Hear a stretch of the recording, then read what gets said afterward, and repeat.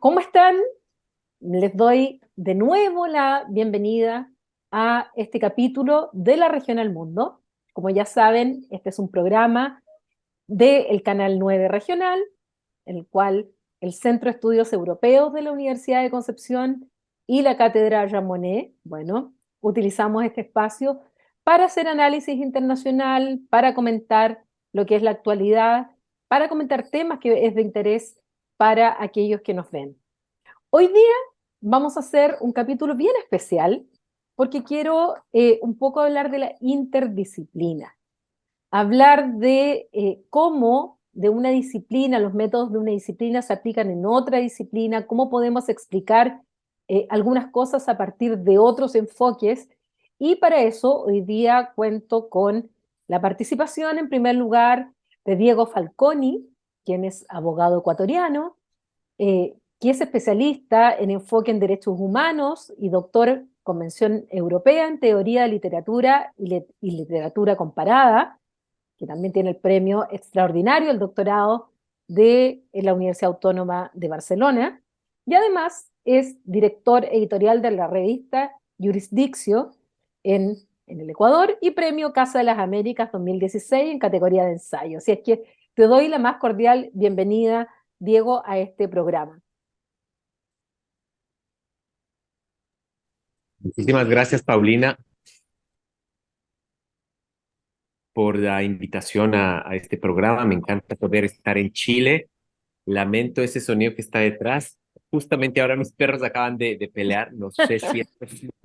No se escucha, así que tranquilo. Vale, perfecto. Lamento mucho esto, es parte de las cuestiones domésticas, pero nada, quería agradecer la invitación y estoy muy contento de poder dialogar con José Manuel en torno a la interdisciplinariedad.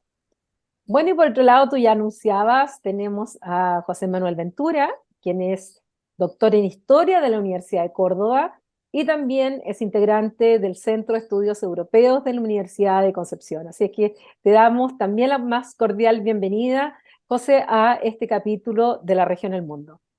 Muchas gracias, Paulina. Muy buena. De España, que es mi tierra natal, a Concepción, aquí en Chile, que es mi tierra de adopción desde hace ya unos cuantos años. Así es. Mira, Juan, para que empecemos la conversación, nosotros en el Centro de Estudios Europeos tenemos un curso complementario que es parte de la cátedra Jean Monnet, que se llama Experiencias Europeas, un modelo a seguir.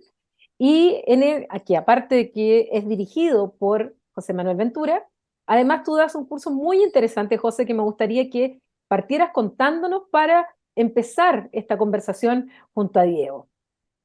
Exactamente, bueno, ahí en Experiencia Europea, este curso, pues estamos profesores del programa de estudios europeos del centro ahora, que vamos haciendo diversos módulos, cada uno desde su especialidad, pero como indica su título, de experiencias que tengan que ver con los estudios y la práctica de la Unión Europea.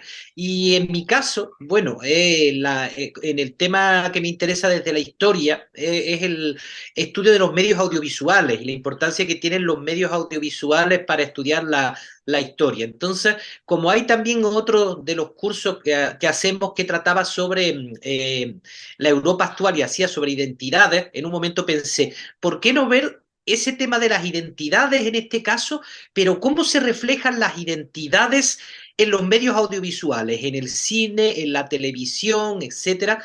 Esto, por un lado, es una excusa de aprovechar todo el conocimiento que uno tiene de cine y televisión y poder seguirlo viendo y diciendo es parte del trabajo. Pero bueno, aparte de bromas de esa parte, es un asunto que uno se lo toma muy en serio porque es un campo donde ya hay bastante desarrollado, aunque todavía va muy poquito en comparación con otros terrenos, en Inglaterra, en Francia, etcétera, en España, pero poco, y hay poco en lengua castellana. Hay poquitos trabajos que se han hecho, entonces la importancia que tiene como para captar la atención de las personas, porque además, lo mismo en este caso, en la interdisciplina, en el programa de estudios europeos, como también cuando hago mis cursos sobre historia, uno lo piensa y la mayor parte de nociones, de conocimientos que la gente tiene sobre historia, el público común, uno ve que provienen no de los libros rigurosos de historiadores, sino proviene del cine, de la televisión, de las novelas, Entonces, más allá de exactamente de su calidad, mejor o peor que hechos estén, etcétera, es fundamental el decir, bueno, ¿cómo exactamente, cómo funciona todo este bagaje que la gente va asimilando a la hora de relacionarlo con sus propias identidades nacionales? Si hay identidades europeas exactamente que pueda decirse, que en este caso no hay tanto un reflejo de la identidad europea en estos productos, pero sí de las identidades nacionales y de las colaboraciones, ¿no? Y ahí hay bastantes campos que pueden interesar a las personas de desarrollar, tanto de lo que sería las producciones y la parte cinematográfica como del contenido de esos programas de televisión, de esas películas, etcétera, donde uno ve géneros narrativos, pues se corresponde a veces a identidades de un tipo de clase, de género, de diversos problemas que se pueden ir viendo. Por eso mismo, pues uno de los ejercicios que hacemos en el curso es precisamente invitar a los estudiantes a que digan, bueno, tome una serie, una película que haya visto europea y trate de ver qué elementos exactamente de lo europeo están presentes, ¿no? Porque a lo mejor decimos una película o una serie de cine criminal. ¿Por qué los franceses la hacen de una forma y los españoles de otra? Y a los italianos, por ejemplo, por eso. ¿Por qué interesa el cine criminal? Se interesa mucho hoy día, pero por ejemplo, ciencia ficción uno no encuentra tanto, o encuentra en ciertos países sí, en ciertos países no. Todos esos tips son importantes de presentárselo a la gente, incluso a cualquier persona, de reflexionar sobre ello. Después vamos a ir viendo un poco ejemplos que tú hayas Uh -huh. trabajado y Sí. dentro de tus reflexiones, qué es lo que has ido identificando. Diego, tú por otra parte haces otra mezcla, otra interdisciplina entre el derecho y la literatura. ¿De dónde viene esa motivación y al mismo tiempo qué buscas al momento de tomar dos disciplinas, dos carreras incluso muy distintas como es el derecho y la literatura? Bueno, a mí lo que me ha parecido más sugerente respecto a esta vida en común, que de hecho no es nueva, es muy antigua. Y quisiera quizá partir de un ejemplo para dar cuenta de esto. Em, Cuando yo aprendí derecho, aprendíamos desde luego las definiciones de digesto, estas que venían del derecho romano. Y una de las principales, que es conocida hasta el día de hoy, es la de Ulpiano, de justicia, que es la base, que es el átomo del derecho. La justicia definida como dar a cada uno lo que se merece. Resulta que en las investigaciones que yo hacía, cuando ya me interesaba la literatura, cuando era un estudiante de derecho, descubrí que en realidad la primera vez que se da esta definición no es en el campo del derecho, es de hecho en una de las obras fundacionales de la literatura occidental, que es la Odisea de Homero. Hay un momento donde el porquero, es decir, el que reparte la carne del cerdo, empieza a dar una parte a las personas. Y dice ahí, daré a cada uno lo que se merece. Es decir, esa definición tan extendida de la justicia aparece primero en la literatura, porque de hecho, derecho y literatura tienen como elemento fundacional la palabra. La palabra se utiliza de un modo muy diferente en el derecho y de un modo muy diferente en la literatura. Y no solamente tiene que ver con eso, sino con diferentes aproximaciones disciplinarias. Por ejemplo, ahora que escuchaba a José Manuel hablar respecto a la televisión, por ejemplo, hay una reflexión muy poderosa en cuanto a los estudios teatrales y el derecho. Incluso cuando aprendemos la asignatura, yo qué sé, de sujetos o teoría del proceso, aprendemos la definición de sujeto jurídico que viene de la máscara teatral. Es decir, aquí hay De demasiadas persona. coincidencias de persona, exacto, el personare, la prótopa, y que definitivamente nos muestran que existe esta conexión.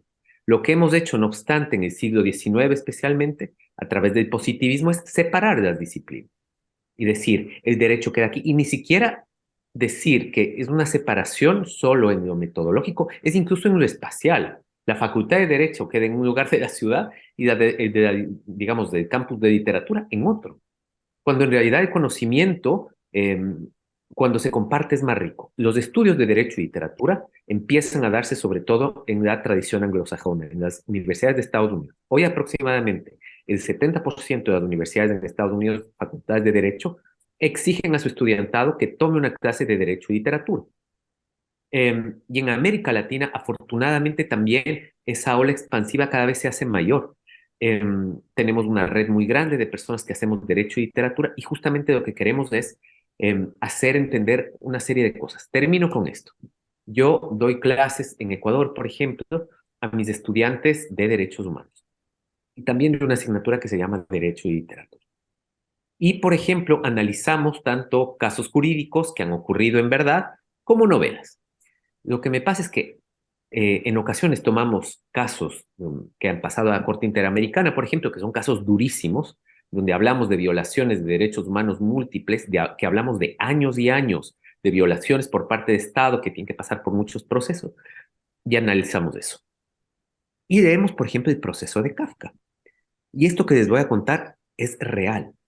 Cuando analizamos una y otra, mi estudiantado jurídico, inmediatamente cuando nos topamos con los casos jurídicos, empieza a hablar de estrategias, empieza a hablar de normativas, el sujeto desaparece de repente.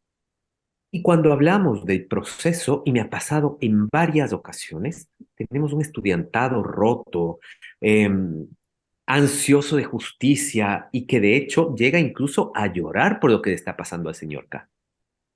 Y cuando reflexionamos el señor K no existe.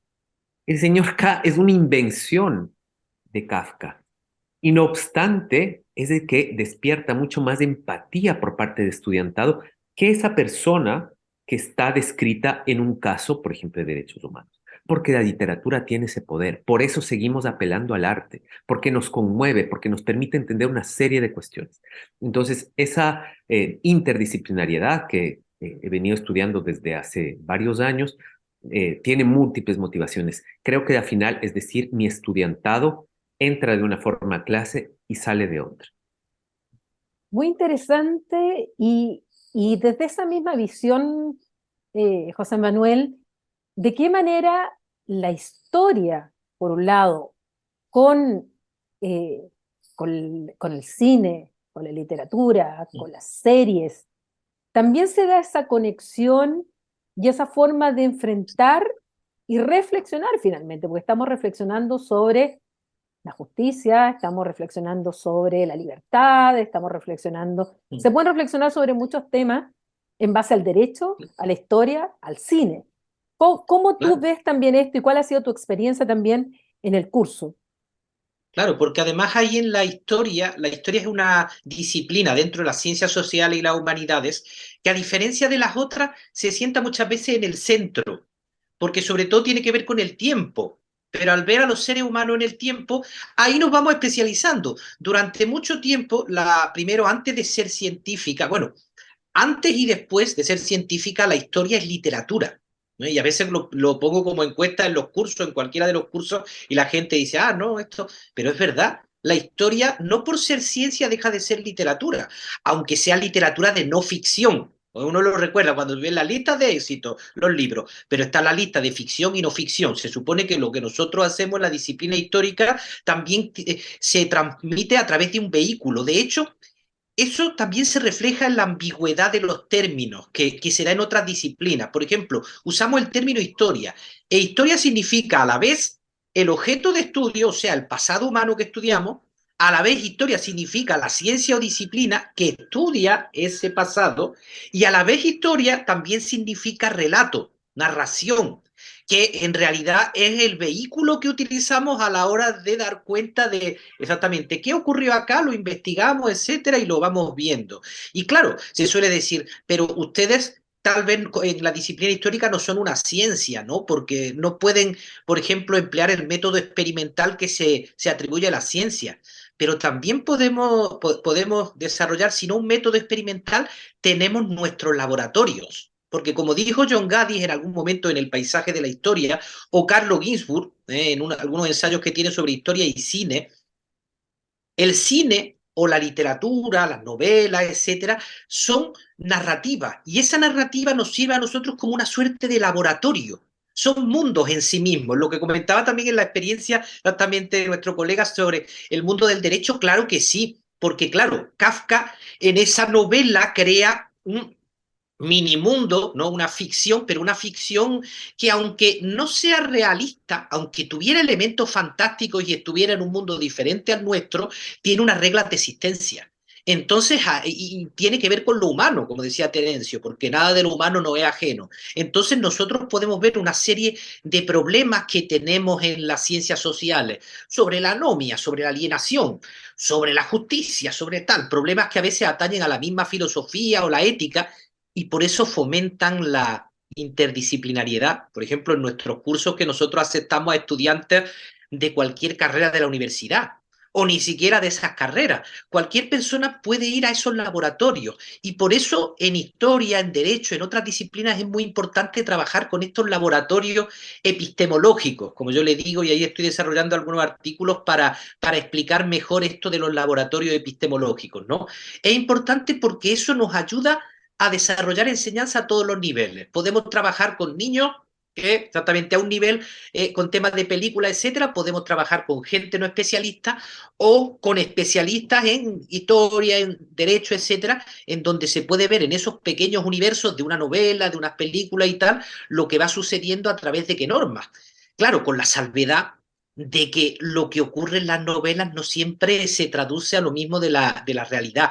La ficción tiene sus propias normas. Como decía un colega psiquiatra, que en paz descanse, Tito Aedo, él nos decía a veces exactamente, por ejemplo, el cine a veces ha reflejado la idea de los trastornos psicológicos y de la locura. Pero para ver, digamos, qué tan realista es el trastorno psicológico que aparece en las películas, normalmente vamos a encontrarnos que no lo reflejan bien, porque la película busca un efecto estético. Si queremos, por ejemplo, ver una película que refleje de manera más cercana a los hechos un trastorno psicológico, ¿qué género deberíamos ver? El de gángsters. Porque como lo que se trata es de retratar un personaje, por ejemplo, un gran ejemplo es Scarface, exactamente, el Al Pacino, el Tony Montana, ¿no? Donde uno ve que los rasgos claramente que desarrolla este hombre es de un psicópata, ¿no? De que va buscando la ambición, es paranoico, exactamente no se fía ni de su hermano ni de su hermana, ¿no? Entonces uno tiene que ver también de repente ciertos aspectos, o por ejemplo en cierta literatura antibélica, cuando hay testimonios personales, si lo vean en el frente, o en Matadero 5 de Kurt Vonnegut, ¿no? Uno encuentra que ahí también hay una representación de trastornos psicológicos, que no son tal vez todo acabado, como decía, esto es realmente síndrome de estrés postraumático o es esquizofrenia, a lo mejor mezcla un poquito varias cosas, pero uno ve que está exactamente ese reflejo de lo que serían fenómenos. En este caso hemos puesto de la psicología y de la psiquiatría, pero puede ser eso, del marco del derecho, de la literatura, de otros muchos terrenos. Muy, muy interesante lo que nos estás diciendo, José Manuel. Y quisiera preguntarte, Diego, dentro de esta relación derecho-literatura, ¿qué períodos podemos identificar, ya sea a través de la historia, o sea a través de hitos que van ocurriendo, donde uno pueda ver a lo mejor puntos de inflexión o características especiales que se pueden dar entre el derecho y la literatura? O, o tal vez también que es muy diferente un enfoque desde América Latina, desde el mundo anglosajón, desde el mundo árabe. ¿Qué podemos ahí, tú nos podrías contar para que quienes nos están escuchando y que nos están viendo a través de Canal 9 Regional puedan ir también interesándose en estos temas que a mí por lo menos me parecen muy, muy, muy atractivos y que dan a la reflexión?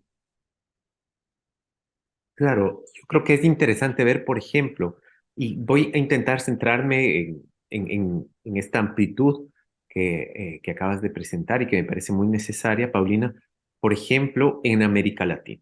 Hay un momento clave que sin duda tiene que ver con la conquista, ¿no? Entonces, con la llegada de los conquistadores españoles a los territorios americanos, hay un cambio jurídico. ¿no? Hay un cambio además en el modelo de subjetividad.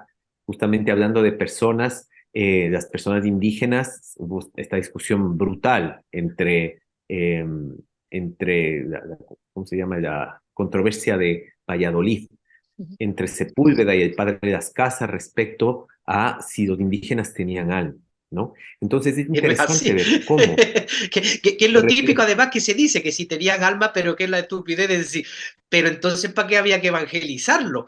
Pero el mito claro, se perpetúa, ¿no? Entonces la idea, luego de decir, no, porque estaba el tema de los justos títulos, de si era lícito o no conquistar, aparte de evangelizar, ¿no? claro, Lo quería decirlo porque además hay un francés, Roland Joffrel, que hizo La Misión, que hizo una película, La controversia de Valladolid, y por ejemplo, por lo demás está muy bien hecha, pero cae en esa cuestión. ¿Eh? claro. En todo caso, lo interesante es ver, por ejemplo, cómo hay una producción literaria que empieza a jugar con una serie de imaginarios que operaban al otro lado del mundo, porque siguiendo a Víctor Vick, por ejemplo, él dice, no hay un descubrimiento de identidades, hay un encubrimiento de identidades.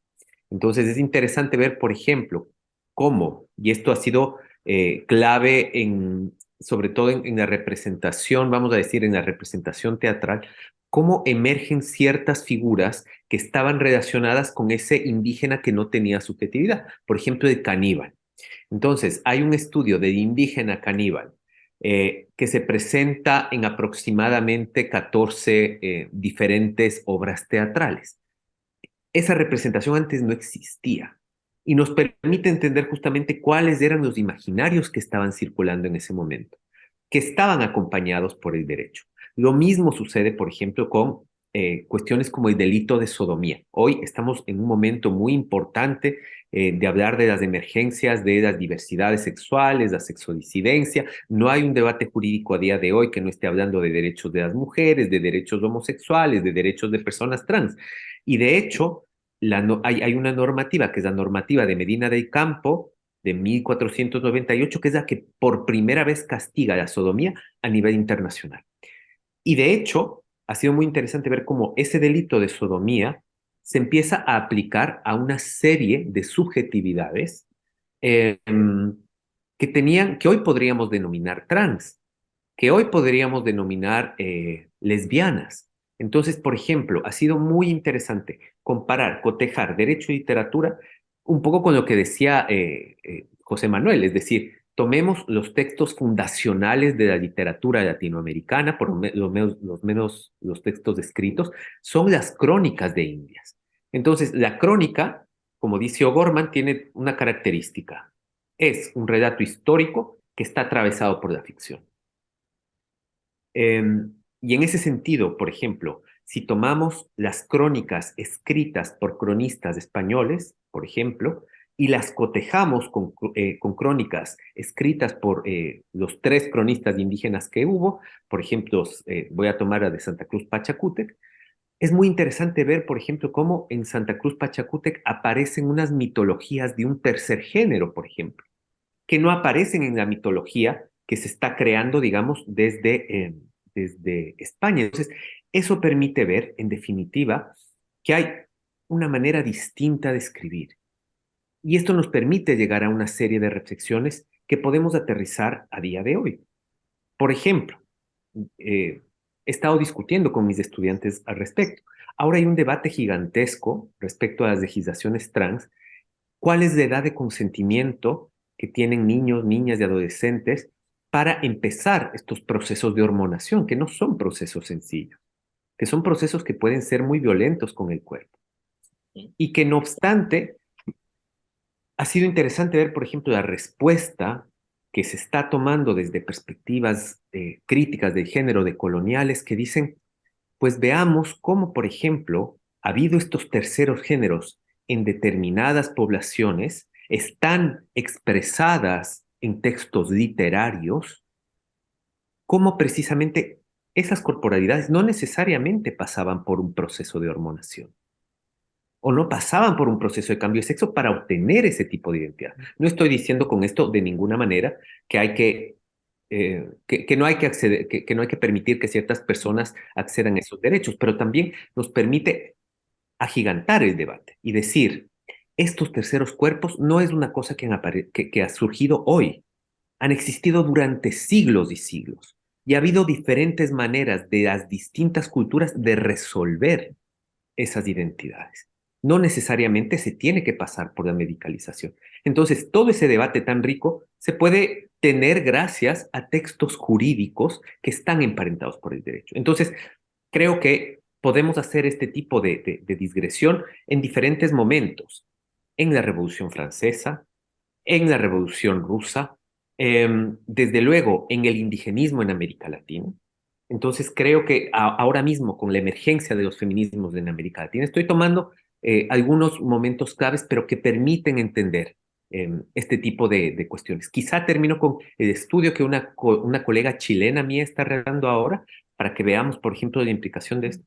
Ella está analizando en las novelas de las escritoras latinoamericanas, que ahora hay algo que se denomina el boom femenino aquí en España. Hubo el boom latinoamericano que tuvo a Cortázar, a una serie, bueno, de escritores importantes, Gaseosa.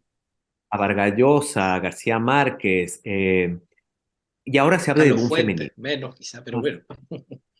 Sí, quizá Fuente, pero eran los cinco, y desde luego tenemos a Lugar sin Límites como un texto súper importante de Chile, ¿no? En todo O caso, la estas misma Isabel mujeres que Allende, están, que inventa el latinoamericanismo, como dice Alberto Fuguet. Pues uno dice, su narrativa muchas veces no es ni tan chilena, La Casa de los Espíritus y tal. Uno ve, pero inventa el concepto de lo latinoamericano, que es como una suerte de estilización, pero interesante. entonces, en estas escritoras es interesante también, y esta compañera Chen está haciendo eso. Estamos hablando de aborto ahora. Y ella está analizando por qué abortan esas mujeres. Y está encontrando, no quiero dar el final de la investigación, pero que gran parte de estas escritoras que están escribiendo por ese aborto son causales penales. Hay muy pocas que estén abortando porque quieren abortar. Es decir, el derecho y en la tipología penal está también dando cuenta de cuáles son los imaginarios actuales que están presentando las novelas. Entonces, a mí me parece que toda esta reflexión que está deviniendo de la literatura como espacio privilegiado de la cultura nos permite analizar momentos históricos claves que podemos segmentar de acuerdo a nuestros intereses, a nuestros países, etcétera. Bueno, en estos minutos que nos quedan, José, tú hablabas de identidades Ujú. y de series o de cine. Eh, Sí, también. Específicamente hablando del tema europeo, que es el que nos lleva a dar este curso, es que se encuentra una, tú decías, no podemos encontrar específicamente una identidad europea, pero sí Ujú. identidades nacionales.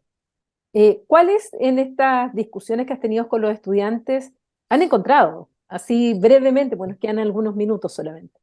Sí, mira, en un volumen que tenemos exactamente, que coordinaste tú junto con Paula Bravo sobre la experiencia, precisamente estuve trabajando sobre dos series de ficción fantástica, porque esa es una de las cosas que a veces se piensa, dice, bueno, cine o series, y se piensa en cine de ambientación histórica, como eso para investigar, pero series que estén ambientadas en mundo fantástico o de ciencia ficción, también nos sirven, y muchas veces nos sirven más, porque en esas series o esas películas, se pueden contar ciertas cosas de manera más franca como no se puede hacer en una ficción de ambientación histórica. Por ejemplo, se hacen muchas coproducciones de documentales y de películas a veces, y entre Francia y Alemania, pero un tema sensible es el tema de la Segunda Guerra Mundial y el Holocausto. Entonces, ¿cómo hacen si en Alemania o en Francia es complejo, cómo se hace para hacerlo en una coproducción y que eso guste en diversos lugares, ¿no? Y por ejemplo, yo tomaba estas dos series, una, El Ministerio del Tiempo, que se hizo en España, y que es una serie bien sensacional porque no se había hecho en España una serie así que combinara las dos cosas. Por un lado, ambientación histórica, que sí se ha hecho más, pero por otro lado, esta idea de ciencia ficción, con una idea de que hay, digamos, encubierto un ministerio que trabaja que hay, porque existen viajes en el tiempo para que la historia no cambie, porque dice, si cambia va a ser peor. Entonces uno ve que ahí se refleja en la construcción de personajes, en el desarrollo de la serie, bastantes elementos que caracterizan a la identidad española. Por ejemplo, sobre todo una identidad desde arriba, aunque se concibe desde la pluralidad, y ahí ve uno que en el equipo está un andaluz, una catalana, un madrileño, aparece que si el otro vasco, etcétera, pero esta idea un poco verticalista, ¿no? De que la identidad es una cosa, de que el pasado será así como muy complicado y hay que tragarse algunos sapos, pero hay que tratar de mantenerlo. Entonces eso es muy interesante el verlo en esta serie. Y por ejemplo, con mi mujer, con Montserrat, decíamos, ¿cómo lo habrían hecho los alemanes? Porque los alemanes no podrían cambiar esta cuestión exactamente del tiempo porque tienen el nazismo. Y bueno, cuando salió Dark, esta serie de Baran Bodar y Jan Jeffritze, tuvimos la solución de decir, bueno, ¿ellos qué hacen? Ellos no abordan directamente esta cosa del nazismo, pero cuando uno ve cómo está concebida esta idea del viaje en el tiempo en Dark, ve que también está la identidad alemana, que se concibe más desde abajo, desde una pequeña comunidad, ese Heimat, como en la famosa serie que hizo en su momento exactamente, y fue tan premiada, exactamente este director, que veía la historia de Alemania a través del siglo XX, a través de un pequeño pueblo. Entonces aquí igual lo mismo, en Dark tenemos la historia de Alemania a partir de un pequeño pueblo donde los representantes, digamos, desde abajo, el dueño de la central, exactamente la doctora, no sé cuánto, cada uno de ellos. Entonces la forma de cómo se concibe la identidad nacional en cada una de las series, uno ve que hay detalles muy interesantes y que se hablan más francamente que en producciones nacionales o en España o en Alemania, donde se ciñen más a cuidar los ciertos tabúes, ciertas cosas, cómo se pueden tratar o cómo no se pueden tratar. Bueno, yo la verdad es que seguiría conversando mucho más con ustedes. Creo que abrimos una discusión y un espacio muy interesante, derecho, literatura, historia, y tal como decía Diego, estamos unidos por la palabra. Finalmente es la palabra y los seres humanos, la humanidad, quien está detrás. Así es que gracias a ambos por habernos acompañado en este capítulo y además a ustedes en Canal 9 Regional, quienes nos escuchan. Nos vemos en en una próxima edición con nuevos temas, nuevos especialistas, pero siempre desde la región al mundo. Que estén muy bien. Gracias.